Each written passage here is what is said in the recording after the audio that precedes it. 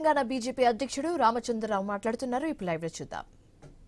బీజేపీని గెలవనీయకుండా చేయడానికి మజ్లీస్ పార్టీ కాంగ్రెస్ కు సపోర్ట్ చేసి బీఆర్ఎస్ పార్టీ కూడా బీజేపీని బలపడకుండా చేయడానికి ఎక్కడెక్కడైతే బీజేపీని ఓడించారో ముగ్గురు కలిశారు. అందుకే మాకు రిజల్ట్స్ తక్కువ వచ్చినాయి, అయినా కూడా మాకు ఓటు శాతం పెరిగినాయి.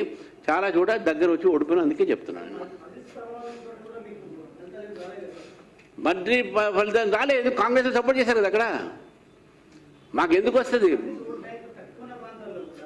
మజ్లీస్ ఓటు లేదు, అదే చెప్తున్నా sir. Majlis suppose for example 5% ఉందనుకోండి, ఆ 5% ఓటే ఎట్టేశారు.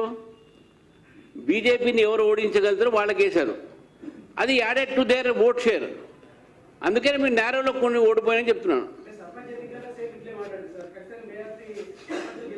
గెలిచినాం కదా. లేదే మీ ఫస్ట్ ఓట్ బ్యాంక్, మా ఓట్ బ్యాంక్ ఎక్కడ తగ్గలేదు. మా ఓట్ బ్యాంక్ అట్నే ఉన్నది. ఓట్ బ్యాంక్ మీరు చూడండి, రేపు మీ ఏమన్నా సీట్లు తగ్గించిన అంతేగాని మీ సర్పంచ్ ఎలక్షన్లో కూడా మీరు పోటీ చేసిన 5,000, మీకు గెలిచింది దాదాపు 800. 800లో 10,000 వార్డు మెంబర్స్ గెలిచినాము. మీరు 1,800 ఉప సర్పంచ్లు గెలిచినాము. ఇది ఆన్ రికార్డ్ సింబల్లో లేదు, ఇది సింబల్ మీద ఉన్నది. సింబల్ మీద ఉన్నది కాబట్టి మజ్లీస్ పార్టీ కలిసి ఇది చేసినటువంటి ఒక ప్లాయ్. ఇది ప్లాయ్, ఇది ఒక కాన్స్పిరసీ, కుట్ర. ఈ మూడు పార్టీలు చేసిన కుట్ర. ఇది 100% మీవే ప్రత్యామ్నాయం. లేదా అప్పుడు లార్జర్ ఉంటాయి కదా. అప్పుడు గ్రామాలు ఉంటాయి, పట్టణాలు ఉంటాయి, రకరకాలైన ఫోర్సెస్ ఉంటాయి. అప్పుడు ఇష్యూస్ వేరే ఉంటాయి.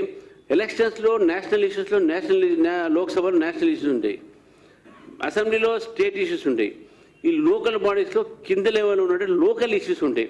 ఆ మంచోడా క్యాండిడేట్ కాదా, మా కులపోడా కాదా, మా ఇంటి పక్కోడా కాదా, ఇవన్నీ వస్తాయి లోకల్ ఇష్యూస్. కానీ ఇవన్నీ నేషనల్ ఇష్యూస్ దాంట్లో పనిచేయవు. అందుకే మేము చార్జ్ షీట్ కూడా, మేనిఫెస్టో కూడా లోకల్ ఇష్యూస్ మీద ఎక్కువ మేము ఫోకస్ చేసినాం. కాబట్టి బీజేపీ ఇక్కడ లేదు అన్న దానికి కూడా మేము ఉన్నది అని చెప్పేసి ప్రూవ్ చేయడానికి దాదాపు 350 సీట్ల మీద మేము గెలుస్తున్నాము. 2 కార్పొరేషన్లు గెలుస్తున్నాము, 5-6 మున్సిపాలిటీలు గెలుస్తున్నాము. దాదాపు మాకు వచ్చినట్టు పర్సెంటేజ్ కూడా 20% మనకు ఓటు శాతం వచ్చిందని కూడా చెప్తా ఉన్నాను. Thank you.